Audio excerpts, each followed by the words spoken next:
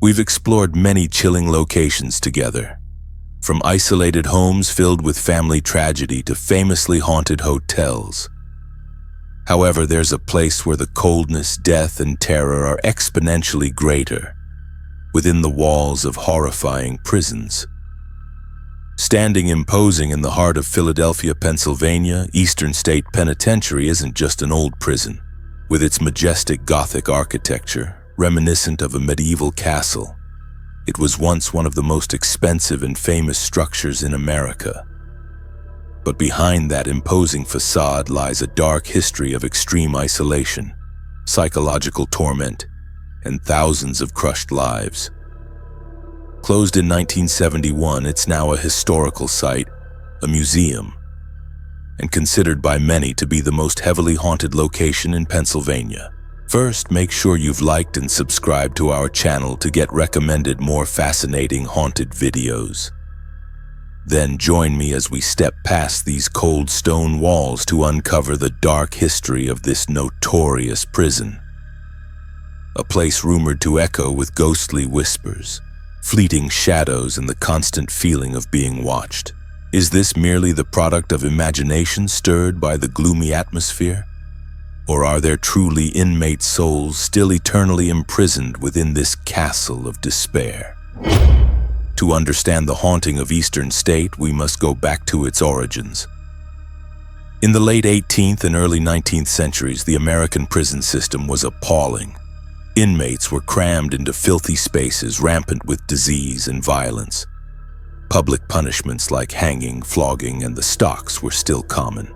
Faced with this reality, a group of influential social reformers in Philadelphia, including Benjamin Franklin and Dr. Benjamin Rush, proposed a revolutionary idea. Influenced by Quaker thought, they believed criminals were not inherently lost, but could be reformed through penitence and reflection. Thus, the concept of the penitentiary was born, derived from the word penitence. Eastern State Penitentiary, begun in 1821 and opened in 1829, was the embodiment of this ideal. It was designed based on the so-called Pennsylvania system, emphasizing absolute solitary confinement. Each prisoner would live in a separate cell, completely isolated from others. They would eat alone, work alone in their cell or in a private exercise yard. The goal was to give prisoners absolute quiet time to reflect on their sins, read the Bible, the only permitted book, and find redemption. That was the theory, an effort to end brutality and move towards rehabilitation. British architect John Haviland designed Eastern State unlike any prison before it. Instead of dark blocks, he created a massive structure resembling a Gothic fortress, with cell blocks radiating from a central surveillance rotunda like the spokes of a wheel. This design was not only aesthetically imposing but also highly effective for monitoring. Inside, the cells, though small, were equipped with astonishing amenities for the time. Central heating, running water, and flushing toilets, things even the White House lacked. Each cell also had its own skylight called the Eye of God, symbolizing divine oversight and serving as the only source of natural light. On the surface, it was a progressive, even humane institution, but the very ideal of absolute solitary confinement, perfectly expressed through its architecture, quickly turned into a horrific form of psychological torture. Life inside Eastern State was an existence in almost absolute silence. Prisoners were forbidden to talk, sing, or even hum. When moved outside their cells, a rare occurrence, they had to wear hoods over their heads so they couldn't see or communicate with anyone. Even the guards wore cloth over their shoes so their footsteps wouldn't break the silence. Food was passed through a small slot in the door. Letters and visits were forbidden.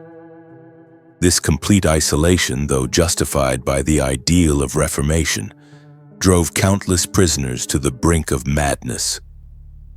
And when the silence was broken, when the harsh rules were violated, punishments even more cruel than isolation were enforced. The iron gag, one of the most terrifying punishments. An iron frame was placed in the prisoner's mouth, clamping the tongue down. Chains connected this frame around the back to their tightly bound wrists. Any slight movement of the hands would pull the chains, tearing the tongue. In 1833, an inmate named Matthias Macumsey died from blood loss caused by this device tearing his tongue when he tried to talk to the prisoner in the next cell. The mad chair. Inmates were strapped so tightly into a chair that they couldn't move a single muscle. They were left like this for days without food. The lack of blood circulation often led to necrosis, requiring limb amputation. The water bath. In winter, rule-breaking inmates would be dunked in ice-cold water, then hung on an outside wall overnight. Ice would form on their bodies, and many did not survive this punishment. The hole or Klondike. These were solitary confinement cells deep underground beneath Cellblock 14. They were completely dark, without windows, light, or plumbing. Prisoners were thrown in here for days, even months, with minimal food and air. The renowned author Charles Dickens himself, after visiting Eastern State in 1842, was horrified, stating, "I hold this slow and daily tampering with the mysteries of the brain to be immeasurably worse than any torture of the body." He condemned it as a secret punishment, more insidious because its signs were not obvious to the eye. To me, it is precisely this contrast between the initial humanitarian ideals and the brutal reality of isolation and psychological torture that forms the deep-seated source of the haunting at Eastern State. This place accumulated an immense amount of negative energy from the fear, despair, madness, and death of thousands of people over nearly 150 years. That suffering seems to have seeped into every brick, every iron bar, and still echoes today. Throughout its operational history, Eastern State housed approximately 85,000 inmates, including some of America's most notorious criminals. Al Capone, Scarface. The legendary Chicago mob boss spent 8 months here in 1929-1930 for carrying an illegal weapon. This was Capone's first prison sentence. However, thanks to his power and money, Capone's cell was unlike the others. It was furnished with luxurious furniture, oriental rugs, oil paintings, and a radio. The area housing these high-class prisoners was even jokingly called Park Avenue. Despite living in luxury, Capone reportedly experienced terrifying nights at Eastern State. It's said he screamed constantly during the night, begging someone named Jimmy to leave him alone. Many believe Jimmy was the ghost of James Jimmy Clark, one of the victims of the St. Valentine's Day massacre ordered by Capone. This haunting supposedly followed Capone even after his release and contributed to his mental decline in his final years. Could it be that even velvet walls couldn't keep out vengeful spirits in a place so thick with negative energy? Slick Willie Sutton. The famed bank robber known for his daring heists and masterful escapes. Sutton served 11 years at Eastern State. In 1945, he and 11 other inmates dug a 100-foot tunnel to escape but were recaptured shortly after. Leo Callahan. The only one of about 100 escapees from Eastern State who was never caught. He, along with 5 others, made a ladder and scaled the wall in 1923. His fate afterward remains a mystery.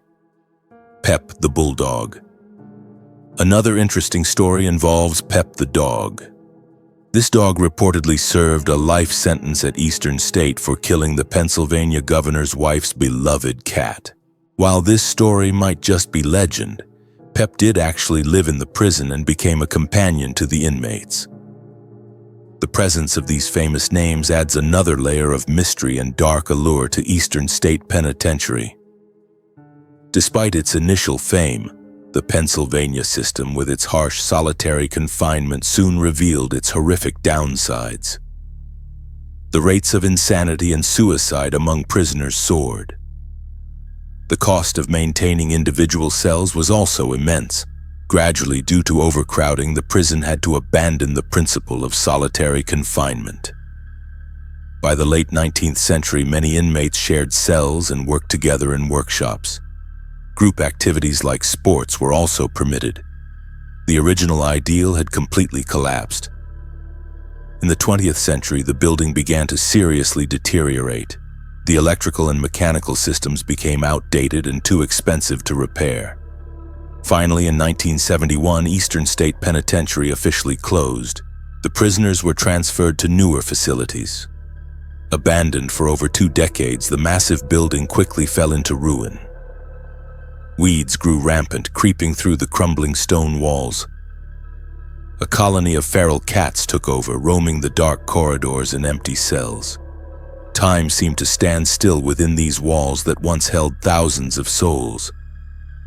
The atmosphere grew heavy, gloomy, as if all the suffering and despair of the past still hung thick in the air.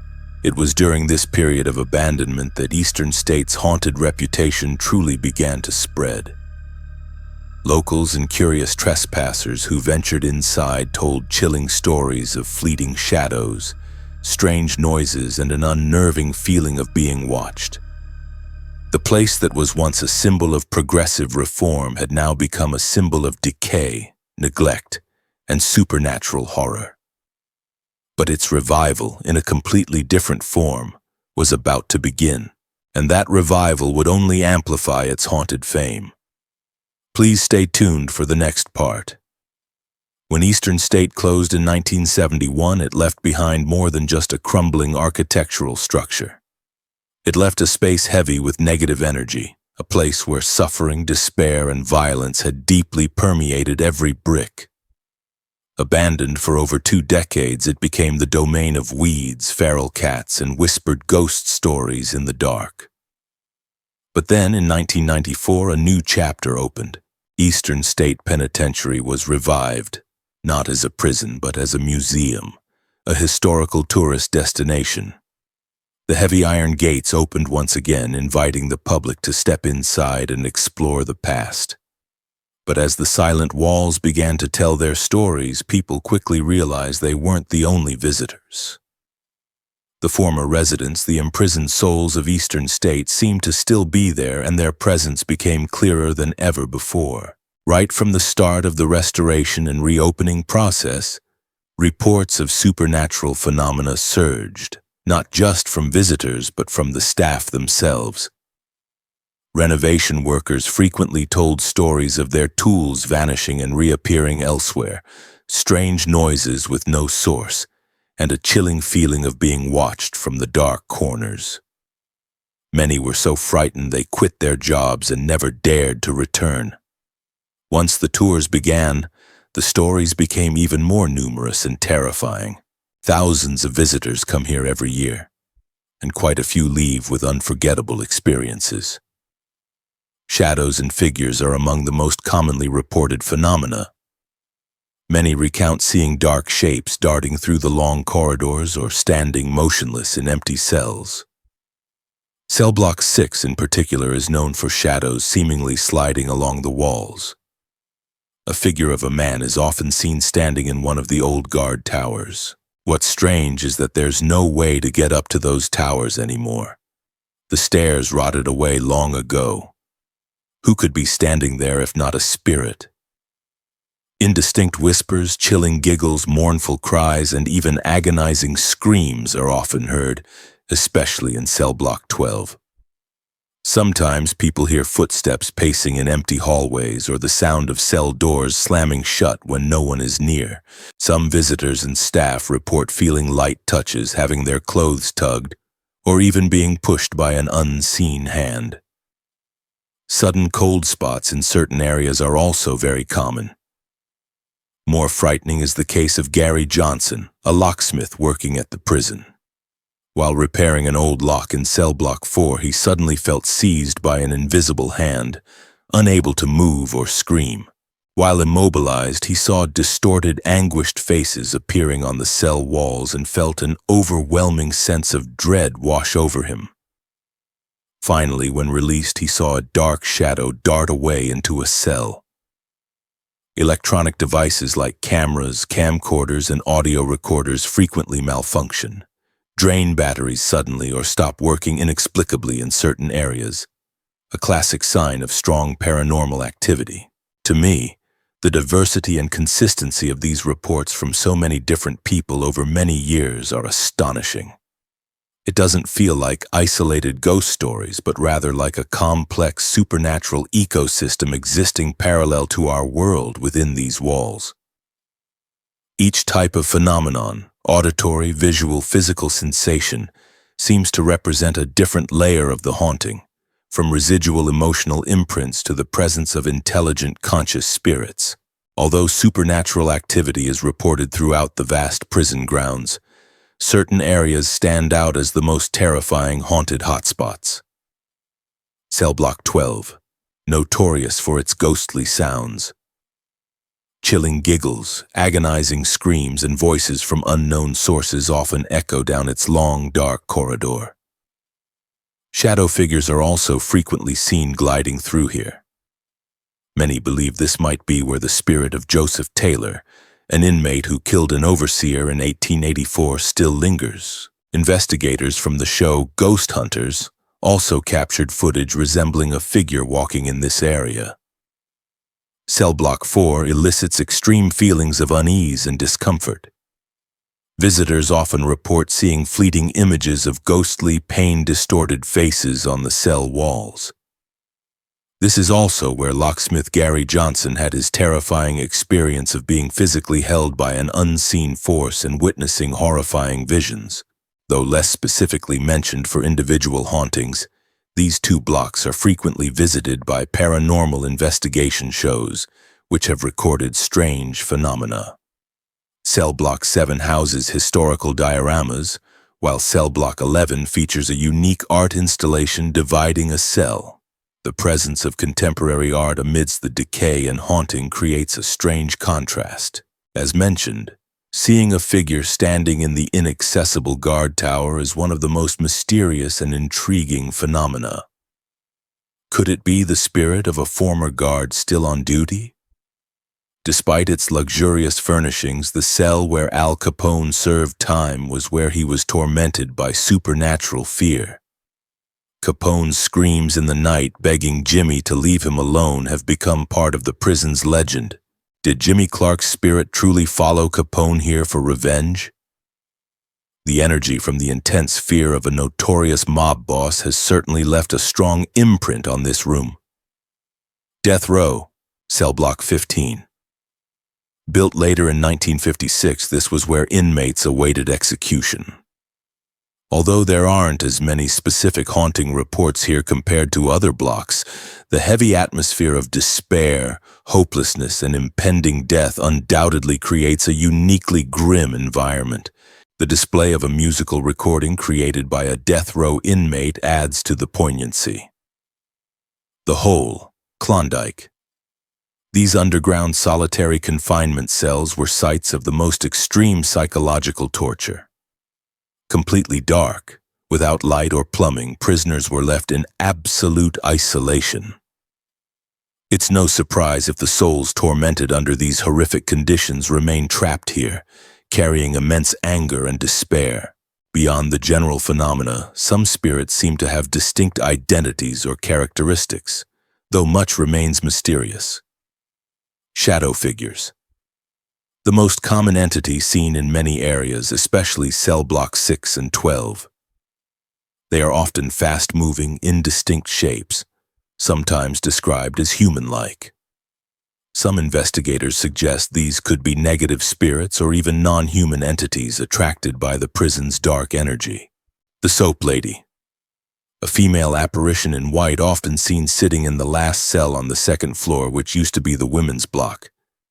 Her identity and story remain a mystery, but the name Soap Lady evokes an image that is both eerie and somewhat mundane. As mentioned, this is believed to be the spirit of Jimmy Clark, victim of the St. Valentine's Day massacre. The relentless torment this spirit inflicted on Capone suggests a powerful, vengeful connection. An unknown figure still stands guard even though no one can reach that post. These powerful emotional sounds echo throughout the prison, especially the terrifying laughter in Cellblock 12 and the general mournful weeping. They are the clearest expressions of the suffering and madness that once permeated this place. With its dark history and numerous reports of supernatural activity, it's no wonder Eastern State Penitentiary has become a magnet for paranormal investigators and reality TV shows from around the world. Famous shows like Ghost Hunters, Ghost Adventures, Most Haunted Live, MTV's Fear, BuzzFeed Unsolved, Paranormal Challenge, and World's Scariest Places have all conducted investigations here. Much compelling evidence has been recorded, including images of moving figures, electronic voice phenomena, EVPs, capturing whispers or answers to questions, objects moving on their own, and sudden temperature changes. The 7-hour continuous investigation by Most Haunted Live in 2007 was a landmark event, the first live paranormal investigation broadcast in the U.S. Besides professional investigations, Eastern State capitalizes on its haunted reputation by hosting an annual Halloween event called Halloween Nights, formerly Terror Behind the Walls. It's one of the most successful and terrifying haunted houses in America, using the real prison setting to create a horrific experience for visitors. This event, while entertaining, also helps solidify and spread the legend of Eastern State's haunting. The media and public interest in the paranormal aspect of Eastern State is immense. This raises an interesting question. Does this attention itself, the collective belief in the place's haunting, contribute to feeding or amplifying the supernatural phenomena? Like a snowball effect, the more people believe and look for ghosts here, the stronger the activity seems to become. Eastern State Penitentiary is more than just a historical site. It's a social wound, a place where initially good intentions turned into brutality and unforgettable suffering. Extreme isolation, inhumane punishments, madness, and death created a heavy atmosphere, a massive source of negative energy that still permeates the location today.